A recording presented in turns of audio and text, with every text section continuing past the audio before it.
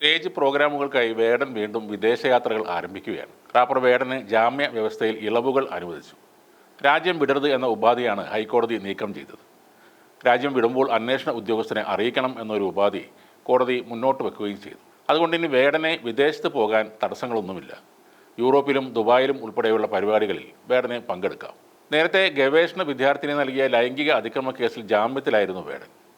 2021 ഗവേഷണ ആവശ്യത്തിനു വേണ്ടി വേടനെ സമീപിച്ചപ്പോൾ അതിക്രമം നടത്തി എന്നായിരുന്നു പരാതി. മുഖ്യമന്ത്രിക്ക് നൽകിയ പരാതി എറണാകുളം സെൻട്രൽ പോലീസിന് കൈമാറുകയും പിന്നീട് അതിൽ കേസ് എടുക്കുകയുമായിരുന്നു. എറണാകുളം ജില്ലാ സെഷൻസ് കോടതി വേടന് ജാമ്യം നൽകുമ്പോൾ കർശനമായ വ്യവസ്ഥകളാണ് മുന്നോട്ട് വച്ചിരുന്നത്. എല്ലാ ഞായറാഴ്ചകളിലും 10 മണിക്ക് അന്വേഷണ ഉദ്യോഗസ്ഥൻ്റെ മുന്നിൽ ഹാജരാകണം.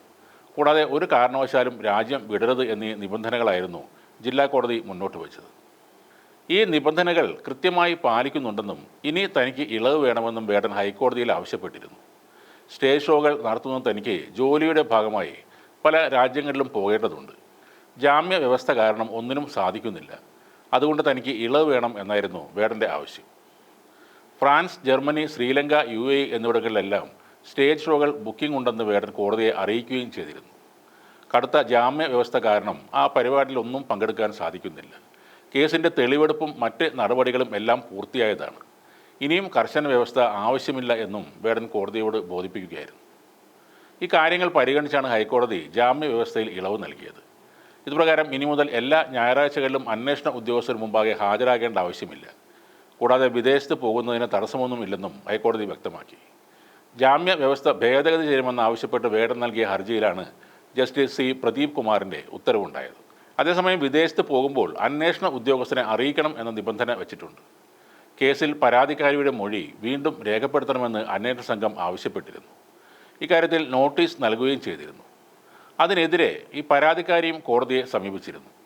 അതോടെ നോട്ടീസ് പിൻവലിക്കുകയാണ് എന്ന് അന്വേഷണ സംഘം കോടതിയെ അറിയിച്ചു. വേടനെതിരെ മറ്റൊരു ഗുരുതരമായ ആരോപണം കൂടി നിലവിലുണ്ട്. വിവാഹ വാഗ്ദാനം നൽകി പീഡിപ്പിച്ചു എന്നാണ് പരാതി. യുവ ഡോക്ടർ നൽകിയ പരാതിയിൽ ഇപ്പോഴും അന്വേഷണം നടന്നുകൊണ്ടിരിക്കുകയാണ്. ആ കേസിൽ വേടന് നേരത്തെ ജാമ്യം ലഭിച്ചിരുന്നു. പരസ്പര സമ്മതത്തോടെയുള്ള ബന്ധം മാത്രമാണ് തങ്ങൾ തമ്മിൽ ഉണ്ടായിരുന്നത് എന്നും വേടൻ കോടതിയെ അറിയിച്ചിരുന്നു. നവംബർ 23 മുതൽ ഡിസംബർ 20 വരെയാണ് വിദേശത്ത് വേടൻ പ്രോഗ്രാമുകൾ അവതരിപ്പിക്കുന്നത്. നേരത്തെ സിനിമാ നടൻ സിദ്ദിഖിനും വിദേശയാത്രയ്ക്ക് പോകാൻ കോടതി അനുമതി നൽകിയിരുന്നു. യാത്രയ്ക്ക് ശേഷം കോടതിയിൽ പാസ്പോർട്ട് തിരികെ നൽകണം എന്ന നിബന്ധനയും ഉണ്ടായിരുന്നു.